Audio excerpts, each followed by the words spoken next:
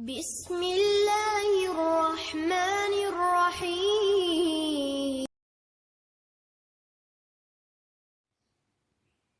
البقرہ آیت نمبر 213۔ اللہ کے فضل و کرم سے تلاوت کرتی ہوں۔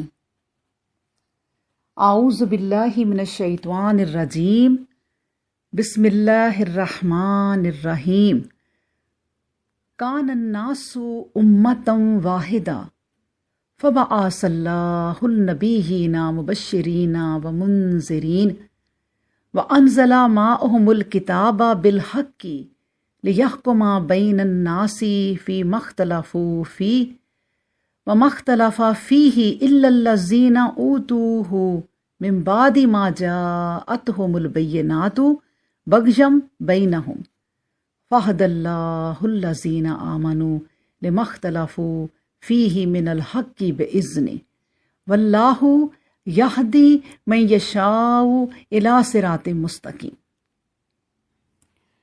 کانا تھے الناس لوگ امتن امت واحداتن ایک ہی، فبعث پھر بھیجا، اللہ نے النبیین نبیوں کو مبشرین خوشخبری دینے والے ومنذرین اور ڈرانے والے بنا کر، وانزل اور اس نے نازل کی معہم ان کے ساتھ الکتاب کتاب بالحق کی حق کے ساتھ،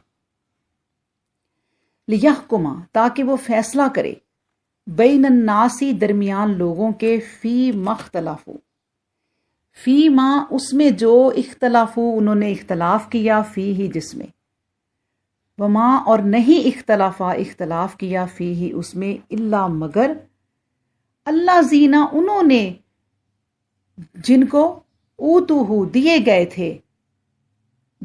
تھے جن کو من بعدی اس کے بعد، یعنی جن کو دی گئی تھی کتاب انہوں نے اختلاف کیا اس کے بعد، ما جاءتہم جو آئے ان کے پاس، البینات واضح نشانیاں، بغین بوجہ ضد کے، بینہم آپس میں، فہدا تو ہدایت دی اللہ نے، اللہ زینا آمنو انہیں جو ایمان لائے، لما اس کی جو اختلافو انہوں نے اختلاف کیا، فی ہی اس میں، من الحق کی حق میں سے، بے اذن ہی اپنے حکم سے، واللہ اور اللہ یہدی ہدایت دیتا ہے، من یشاء جس کو چاہتا ہے، الی صراط مستقیم طرف راستے سیدھے کی۔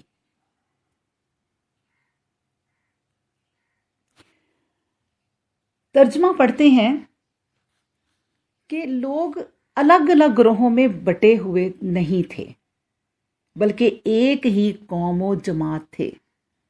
پس اللہ نے نبیوں کو مبعوث کیا، وہ بشارت دیتے اور متنبہ کرتے، نیز ان کے ساتھ کتاب الہی نازل کی گئی تاکہ جن باتوں میں لوگ اختلاف کرنے لگے تھے ان میں وہ فیصلہ کر دینے والی ہو۔ اور جو لوگ باہم دیگر مختلف ہوئے تو اس لیے نہیں ہوئے کہ وہ ہدایت سے محروم اور حقیقت سے بے خبر تھے، نہیں، وہی الہی کے واضح احکام ان کے سامنے تھے، مگر پھر بھی محض آپس کی ضد اور مخالفت سے اختلاف کرنے لگے تھے۔ بالآخر اللہ نے ایمان لانے والوں کو وہ حقیقت دکھا دی جس میں لوگ مختلف ہو گئے تھے، اور اللہ اپنے قانون کے مطابق جسے چاہتا ہے دین کی سیدھی راہ دکھلا دیتا ہے۔ اللہ اکبر۔ اب دیکھیں یہاں بات یہ ہو رہی ہے، بلکہ اللہ سبحانہ و تعالی نے اعلان کیا کہ ابتدا میں سب انسان ایک ہی قوم اور جماعت تھے، کان الناس امتن واحدہ، اور فطری زندگی کی سادگی پر کانیاں تھے۔ پھر ایسا ہوا کہ نسل انسانی کی کثرت و وسعت سے طرح طرح کے تفرقے پیدا ہو گئے، اور ان تفرقوں کا نتیجہ ظلم و فساد کی صورت میں ظاہر ہوا۔ تب وحی الہی نمودار ہوئی اور یکے بعد دیگرے اللہ کے رسول مبعوث ہوتے رہے۔ فبعث اللہ النبیین مبشرین ومنذرین. ٹھیک، ہر رسول کی دعوت کا مقصد ایک ہی تھا، یعنی خدا پرستی اور نیک عملی کی تلقین، اور تفرقہ و اختلاف کی جگہ وحدت و اجتماع کا قیام. کتاب اللہ ہمیشہ اس لیے نازل ہوئی تاکہ دین کے تفرقہ و اختلاف میں فیصلہ کرنے والی ہو اور لوگوں کو وحدت دین کی اصل پر متحد کر دے. وَأَنزَلَ مَعَهُمُ الْكِتَابَ بِالْحَقِّ لِيَحْكُمَ بَيْنَ النَّاسِ فِيمَا اخْتَلَفُوا فِيهِ. اچھا، ایک زمانہ تھا کہ جب تمام افراد انسانی صرف ایک ہی عقیدہ و خیال اور ایک ہی مذہب و مسلک رکھتے تھے. وہ عقیدہ و مسلک کیا تھا؟ اس پر دو احتمال ہیں. ایک یہ کہ سب عقیدہ توحید و ایمان پر متفق تھے، دوسرے یہ کہ سب کفر و ضلال پر متحد تھے. مفسرین کرام نے دونوں طرح کی تفسیر کی ہے، تاہم جمہور مفسرین کے نزدیک راجح یہ ہے کہ مراد عقیدہ صحیحہ توحید و ایمان پر سب کا متحد ہونا ہے. دلیل کے طور پر میں آپ کے سامنے اللہ تبارک و تعالیٰ کی اور آیات بھی اس ٹاپک پر سناتی ہوں. دیکھیں، اللہ سبحانہ و تعالیٰ فرماتے ہیں سورہ یونس میں، وَمَا كَانَ النَّاسُ إِلَّا أُمَّةً وَاحِدَةً فَاخْتَلَفُوا وَلَوْلَا كَلِمَةٌ سَبَقَتْ مِنْ رَبِّكَ لَقُضِيَ بَيْنَهُمْ فِيمَا فِيهِ يَخْتَلِفُونَ. فرماتے ہیں اللہ کہ انسانوں کی ایک ہی امت تھی، پھر الگ الگ ہو گئے، اور اگر تمہارے پروردگار کی جانب سے پہلے ایک بات نہ ٹھہرا دی گئی ہوتی تو جن باتوں میں لوگ اختلاف کر رہے ہیں ان کا فیصلہ کبھی کا ہو چکا ہوتا. پھر ایک اور جگہ اللہ سورہ انبیاء میں فرماتے ہیں، اِنَّ هَٰذِهِ أُمَّتُكُمْ أُمَّةً وَاحِدَةً وَأَنَا رَبُّكُمْ فَاعْبُدُونِ. یہ تم سب کی امت ایک ہی امت ہے اور میں ہی تم سب کا پروردگار ہوں، بس چاہیے کہ اپنی زندگی میں میری بندگی کرو.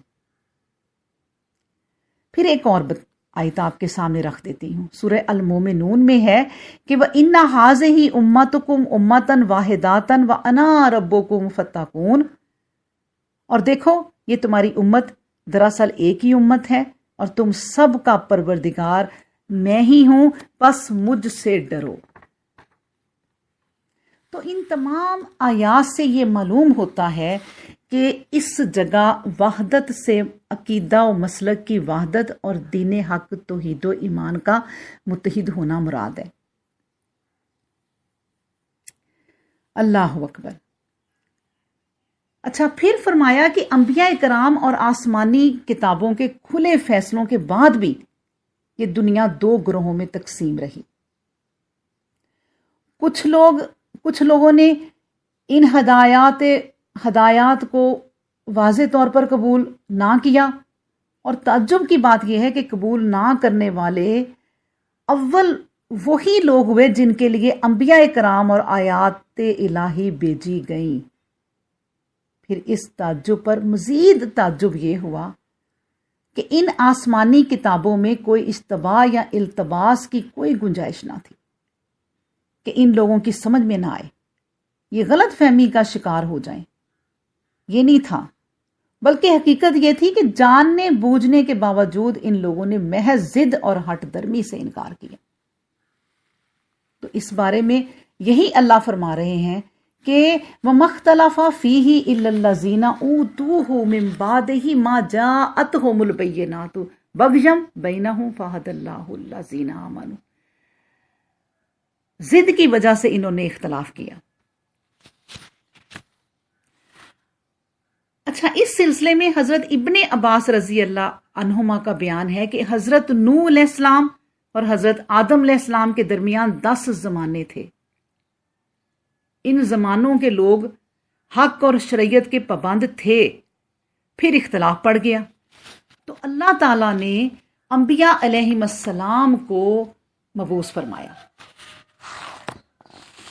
رسول اللہ صلی اللہ علیہ وآلہ وسلم فرماتے ہیں، ہم دنیا میں آنے کے اعتبار سے تم سب سے پیچھے ہیں، لیکن قیامت کے دن جنت میں جانے کے اعتبار سے سب سے آگے۔ دیکھیں، اہل کتاب کو کتاب اللہ ہم سے پہلے دی گئی، ہمیں ان کے بعد دی گئی، لیکن انہوں نے اختلاف کیا اور اللہ نے ہماری رہبری کی۔ سبحان اللہ۔ پھر جمعہ کے بارے میں بھی ان میں اختلاف رہا، لیکن ہمیں یہ ہدایت نصیب ہوئی۔ تمام کے تمام اہل کتاب اس لحاظ سے بھی پیچھے رہ گئے۔ جمعہ ہمارا ہے، ہفتہ یہودیوں کا اور اتوار نصرانیوں کا۔ اللہ اکبر۔ جمعہ کے علاوہ قبلہ کے بارے میں بھی یہی ہوا۔ نصارہ نے مشرق کو قبلہ بنایا، یہود نے بیت المقدس کو، لیکن امت محمدیہ نے کعبہ کو قبلہ مقرر کیا۔ اسی طرح نماز میں بھی ان میں سے بعض کی نماز میں رکوع ہے، سجدہ نہیں، بعض کے ہاں سجدہ ہے تو رکوع نہیں، بعض نماز میں بولتے چالتے رہتے ہیں، بعض چلتے پھرتے رہتے ہیں، لیکن امت محمدیہ صلی اللہ علیہ وآلہ وسلم کی نماز سکون وقار والی ہے، نہ یہ بولیں نہ چلیں پھریں۔ اچھا، روزوں میں بھی اسی طرح اختلاف ہوا، اور اس میں بھی امت محمدیہ کو ہدایت نصیب ہوئی۔ ان میں سے کوئی تو دین کے بعض حصے کا روزہ رکھتا ہے، یعنی دن کے بعض حصے کا روزہ رکھتا ہے، کوئی گروہ بعض قسم کے کھانے چھوڑ دیتا ہے، لیکن ہمارا روزہ ہر طرح کامل ہے، اور اس میں بھی راہ حق ہمیں سمجھائی گئی۔ اسی طرح حضرت ابراہیم علیہ السلام کے بارے میں یہود نے کہا وہ یہودی تھے، نصارہ نے کہا نصرانی، لیکن دراصل وہ یکسر مسلمان تھے، بس اس بارے میں بھی ہماری رہبری کی گئی۔ خلیل اللہ رحمۃ اللہ علیہ کی علیہم السلام کی نسبت صحیح خیال تک ہم پہنچا دیے گئے۔ حضرت عیسیٰ علیہ السلام کو بھی یہودیوں نے جھٹلایا اور ان کی والدہ مائدہ کی نسبت بد کلامی کی، اور نصرانیوں نے انہیں اللہ اور اللہ کا بیٹا کہا، لیکن مسلمان اس افراط و تفریط سے بچا لیے گئے اور انہیں روح اللہ اور کلمات اللہ اور نبی برحق بنایا۔ اللہ اکبر۔ اب یہ دیکھیں کہ بات یہ معلوم ہوئی کہ اللہ تعالیٰ نے جو بہت سی انبیاء کرام اور کتابیں دنیا میں بھیجیں، یہ سب اس واسطے تھیں کہ یہ لوگ جو دین حق کی ملت و واحد کو چھوڑ کر مختلف فرقوں میں بٹ گئے ہیں، پھر ان کو اسی ملت واحد پر قائم کر دیں۔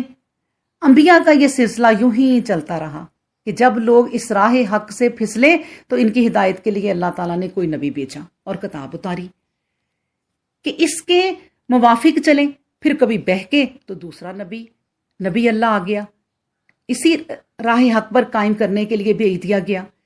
اس کی مثال ایسی ہے جیسے تندرستی ایک ہے اور بیماریاں بے شمار۔ جب ایک مرض پیدا ہوا تو اس کے موافق دوا دو اور پرہیز مقرر کی، پھر جب دوسرا مرض پیدا ہوا تو دوسری دوا دو اور پرہیز اس کے موافق بتلا دی۔ اب آخر میں ایک ایسا جامعہ نسخہ تجویز فرمایا جو ساری بیماریوں سے بچانے میں اس وقت تک کے لیے کامیاب ثابت ہو جب تک اس عالم کو باقی رکھنا منظور ہو۔ یہ مکمل اور جامعہ نسخہ ایک جامعہ اصول علاج ہے، پچھلے نسخوں کے قائم مقام اور آئندہ سے بے نیاز کرنے والا، اور وہ نسخہ جامعہ اسلام ہے جس کے لیے خاتم الانبیاء صلی اللہ علیہ وآلہ وسلم اور قرآن کریم بھیجے گئے، اور پچھلی کتابوں میں تحریف ہو کر جو پچھلے انبیاء کی تعلیم ضائع اور گم ہو جانے کا سلسلہ چلا آیا، اس کے سبب نئے نبی اور نئی کتاب کی ضرورت پیش آتی تھی۔ اس کا یہ انتظام فرما دیا گیا کہ قرآن کریم کی تحریف، جو قرآن کریم ہے وہ تحریف سے محفوظ رہے، اور خود اللہ تعالیٰ نے اس کا ذمہ لیا، اور قرآن کریم کی تعلیمات کو قیامت تک ان کی اصلی صورت میں قائم اور باقی رکھنے کے لیے اللہ سبحانہ و تعالیٰ نے جو ہے وہ امت محمدی میں تا قیامت ایک ایسی جماعت قائم رکھنے کا وعدہ فرمایا جو ہمیشہ حق پر قائم رہ کر کتاب و سنت کی صحیح تعلیم مسلمانوں میں شائع کرتی رہے گی۔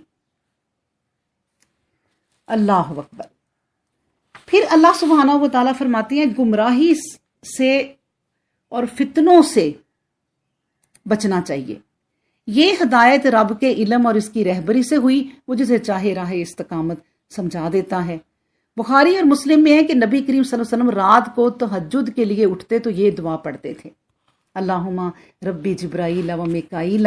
آگے تک یہ دعا ہے لیکن میں آپ کو ترجمہ سنا دیتی ہوں وقت کی کمی کی وجہ سے، کہ اے اللہ، اے جبریل، میکائیل اور اسرافیل کے رب، اے مسلمانوں اور زمینوں کے پیدا کرنے والے اللہ، اے چھپے اور کھلے کے جاننے والے، تو ہی اپنے بندوں کے آپس کے اختلافات کا فیصلہ کرتا ہے۔ میری دعا ہے اور ہم سب کی بھی یہ دعا ہے کہ جس جس چیز میں یہ اختلاف کریں تو مجھے اس میں حق بات سمجھا، تو جسے چاہے راہ راست دکھاتا ہے۔ سبحان اللہ۔ اللہ سبحانہ و تعالیٰ نے فرما دیا تمام بات کرنے کے بعد کہ اللہ واللہ یہدی من یشاء الی صراط مستقیم۔ اللہ اکبر۔ اللہ ہدایت بھی انہیں دیتا ہے جو ہدایت لینا چاہتے ہیں۔ سبحان اللہ۔